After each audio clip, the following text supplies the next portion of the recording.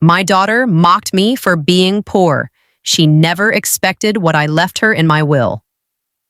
Greetings, dear listeners. Before I begin today's story, a story about poverty, pride, and the quiet kind of justice that comes when you finally choose yourself, I ask for your support.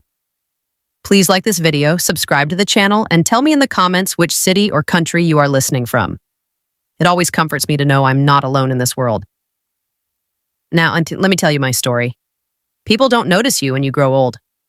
That was the first thing I learned after my husband died. Not really noticed. Not the way they used to. They look through you as if you're part of the wallpaper. Something old, something already used up. I am Margaret Collins. I am 74 years old. I live in a small one-bedroom apartment in Ohio in a brick building that smells faintly of boiled cabbage and floor cleaner. I worked most of my life as a school cafeteria worker, not glamorous, but honest. I raised one child, just one. My daughter, Elaine. She wasn't always cruel. I want that to be clear. She was bright once. Ambitious. Sharp-tongued, yes, but I thought that meant she would survive in the world. I sacrificed everything for her.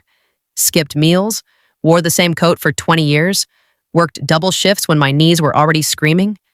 I thought love was enough. I was wrong.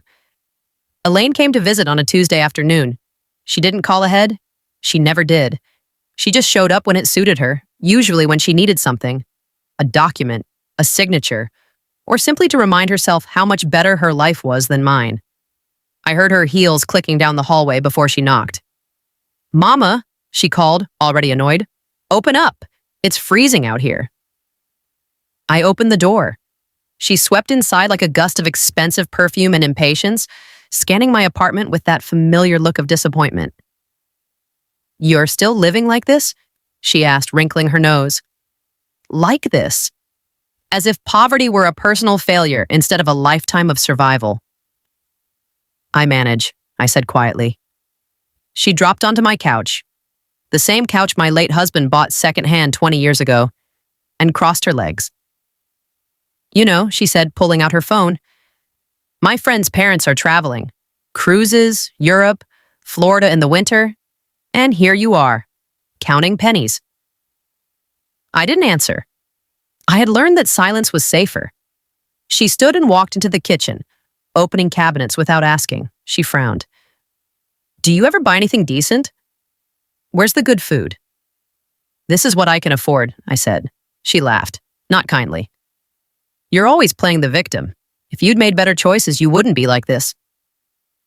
Something cracked inside me then. Not loudly, but deeply. Like ice under pressure. She turned to face me. "Honestly, Mama, it's embarrassing. My coworkers ask about you, and I don't even know what to say. That my own mother can barely survive on Social Security?" She said it like a joke. Like I was a burden. A stain. Before leaving, she glanced back and added, "You should really think about what you're leaving behind. There's not much, is there?" Then she was gone, and I stood there, staring at my empty doorway, feeling smaller than I ever had in my life. That night, I didn't sleep. Not because of hunger, though my cupboards were thin, but because something inside me had finally woken up. I lay in bed, staring at the ceiling fan turning slowly above me, thinking about all the times I'd chosen Elaine over myself. And then I thought about Grace Harbor Community Center, the place that had saved my life. 5 years earlier, after my husband passed, I nearly disappeared. Grief swallowed me whole. I stopped cooking, stopped answering the phone. Some days I didn't speak a single word out loud. One winter, my heat was cut off because I miscalculated a bill.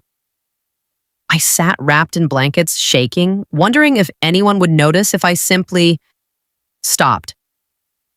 It was Grace Harbor that found me. A volunteer knocked on my door during a wellness check. She brought soup. She stayed. She listened. Grace Harbor helped me apply for heating assistance. They gave me meals. They invited me to knitting circles and grief counseling. They treated me like I mattered, not like a burden, like a human being. The next morning, I made a decision. I called a lawyer. His office was small and smelled of old books and coffee. He was kind, patient. He didn't rush me. I want to rewrite my will, I told him. He nodded. Who are your beneficiaries? I took a breath. I want everything to go to Grace Harbor Community Center. He looked up, surprised. Everything? Yes. And your daughter? I paused. She will receive a letter. Writing that letter took me weeks. I rewrote it dozens of times. Not out of anger, but clarity. I wrote about the nights I skipped dinner so she could eat, about the shoes I wore until they split at the seams, about the pride I swallowed